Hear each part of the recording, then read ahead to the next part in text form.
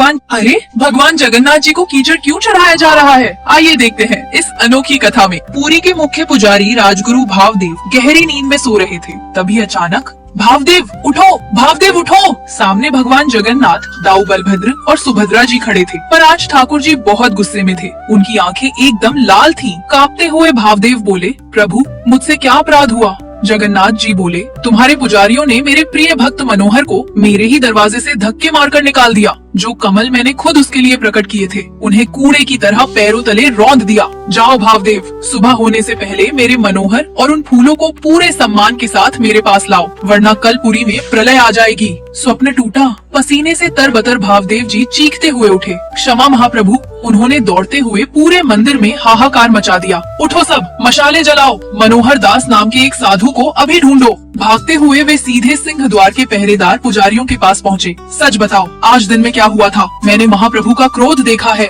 पुजारी थर थर कांपते हुए बोले, राजगुरु जी, दिन में एक मैला कुचैला साधु आया था, मनोहर दास, पर वो गंदे गमछे में सड़े और बदबूदार फूल लाया था, इसलिए हमने उसे भगा दिया। आखिर दिन में हुआ क्या था? हमारे ठाकुर जी के एक परम भक्त थे, मनोहर दास। एक दिन बैठे बैठे उनके मन में आ गई कि महाप्रभु के दर्शन करने हैं। अब लग गई लगन तो चल पड़े पैदल ही पुरी की तरफ। रास्ते में भयानक प्यास लगी। एक छोटे से गांव में एक तालाब के पास गए पानी पीने, तो आंखें फटी की फटी रह गईं। कड़ाके की सर्दी का मौसम और पूरे तालाब में लाल सफेद कमल खिले हुए। मनोहर दास जी बोले, अरे इस मौसम में कमल? ये तो मेरे ठाकुर जी का ही चमत्कार है, उन्हीं के लिए है। अपने मैले कुचैले गमछे में सारे फूल बड़े प्रेम से बांध लिए और चल दिए। बात तो कहने में बड़ी आसान लगती है कि चल दिए, लेकिन महेंद्र पर्वत से श्री जगन्नाथपुरी का रास्ता कोई 2-4 कदम का तो था नहीं, महीनों का लंबा सफर। और मनोहर दास जी के पाँव में न जूते न कोई सवारी।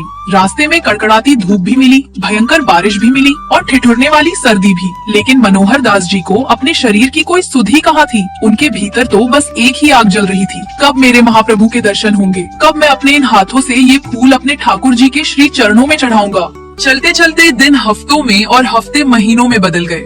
धूप और धूल से मनोहर दास जी का शरीर एकदम सूख कर काटा हो गया। पैर छालों से भर गए, पर वो रुकते कहाँ। वो तो बस अपने उस मैले गमछे को ऐसे सीने से लगाए चलते जैसे दुनिया का सबसे बड़ा खजाना उसी में छिपा हो। रास्ते में जब कभी थक कर किसी पेड़ के नीचे बैठते तो अपना गमछा थोड़ा सा खोलकर उन कमलों से बातें करने लगते। मनोहर दास जी बोले, अरे मेरे प्यारे फूलों, तुम सब बड़े भाग्यशाली हो जो मेरे साथ चल रहे हो। सीधे ठाकुर जी के शीश पर सजोगे। मेरे महाप्रभु बड़े कोमल हैं, उन्हें तुम्हारी छुअन बड़ी मीठी लगेगी। बस थोड़े दिन और फिर हम पूरी पहुँच जाएंगे।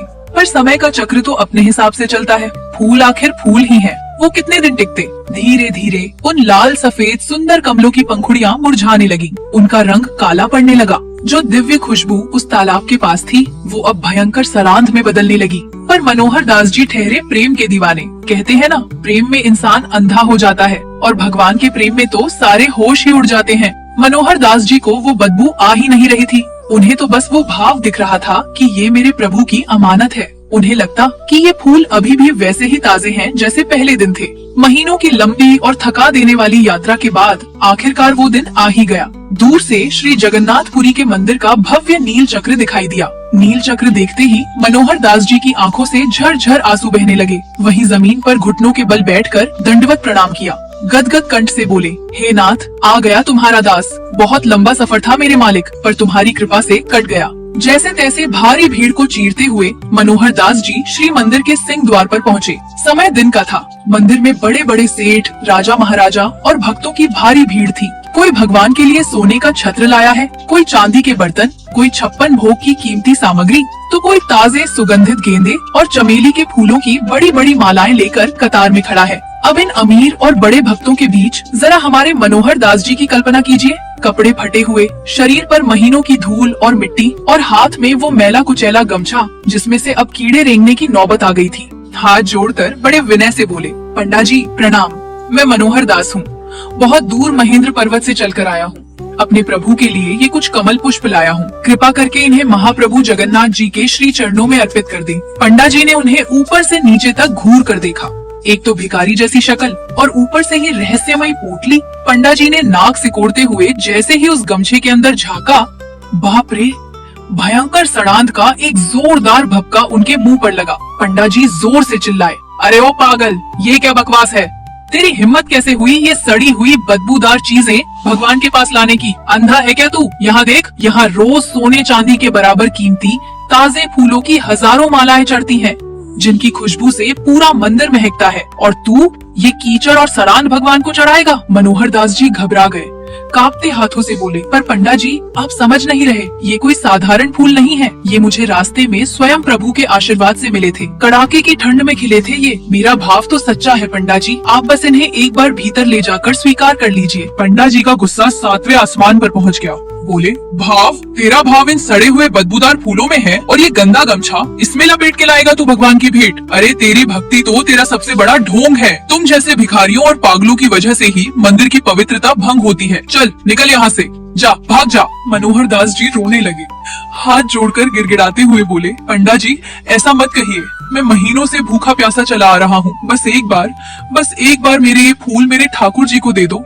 मैं दूर से ही दर्शन करके वापस चला जाऊंगा। लेकिन पंडा जी को जरा भी दया नहीं आई। क्रोध में उन्होंने मनोहर दास जी के हाथ से वो मैले गमछे की पोटली जोर से छीन ली और पूरी ताकत से जमीन पर दूर फेंक दी। इतना ही नहीं, उन्होंने मनोहर दास जी को जोर से धक्का दिया और वो सड़े हुए बदबूदार काले पड़ चुके फूल चारों तरफ धूल और मिट्टी में बिखर गए। कुछ फूल आते जाते लोगों के पैरों के नीचे कुचले गए। मनोहर दास जी जमीन पर पड़े थे, उनकी आंखें उन बिखरे हुए सड़े फूलों पर टिकी थी। उनका चेहरा पूरी तरह से टूट चुका था। महीनों की तपस्या, वो श्रद्धा, वो भाव सब आज सिंह द्वार की धूल में मिल गया था। कोई उन्हें उठाने नहीं आया। लोग हंसते हुए और नाक सिकोड़ते हुए वहाँ से निकल गए। रोते रोते घिसटते हुए मनोहर दास जी मंदिर से कुछ दूर बड़ा छाता मठ के पास पहुँचे। अब उनके शरीर में एक कदम चलने की भी ताकत नहीं बची थी। दिल में ऐसा दर्द था कि सांस लेना भी मुश्किल हो रहा था। आसमान की तरफ देखकर रोते हुए बोले, हे मेरे जगन्नाथ, हे जगत के नाथ, क्या मेरा प्यार इतना सारा हुआ था? क्या मेरा भाव इतना मैला था कि तुमने मुझे अपने दरवाजे से धक्के मारकर निकाल दिया?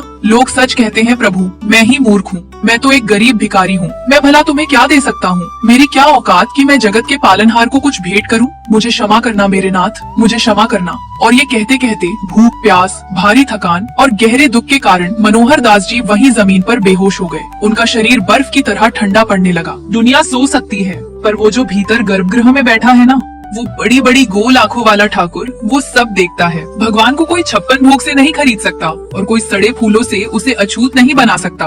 पुजारियों के मुंह से दिन की ये बात सुनकर भावदेव जी ने अपना माथा पीट लिया। मूर्ख, अज्ञानी, घमंडी, तुमने एक भक्त को नहीं साक्षात भगवान को ठुकराया है। वो फूल प्रभु ने स्वयं उसके लिए प्रकट किए थे, किधर फेंका तुमने उसे? पुजारी रोते हुए बोले, बड़ा छाता मठ की तरफ। चलो सब उधर। और सुनो, भावदेव जी चीखे, कोई उन सड़े हुए फूलों को हाथ भी मत लगाना। उनकी एक एक पंखुड़ी, एक एक पत्ती को पूरे सम्मान के साथ उठाना। वो भगवान की सबसे कीमती अमानत है। मशालों की रोशनी में सब बड़ा छाता मठ के पास पहुँचे। एक कोने में ठंड में सिकुड़ा हुआ एक शरीर पड़ा था। भावदेव जी दौड़कर वहाँ गए और जमीन पर गिर पड़े।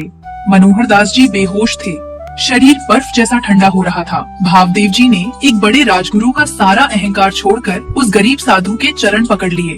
पानी लाओ। उनके चेहरे पर पानी के छींटे मारे गए। धीरे धीरे मनोहर दास जी ने अपनी आंखें खोली। सामने इतने सारे पुजारियों और मशालों को देखकर वो डर गए। लड़खड़ाती आवाज में बोले, मैं कहाँ हूँ? क्या मैं मर गया? नहीं महात्मा, आप तो महाप्रभु की जान है, हमें क्षमा कर दीजिए। हम अज्ञानी अंधे लोगों ने आपको और आपके प्रेम को पहचाना नहीं।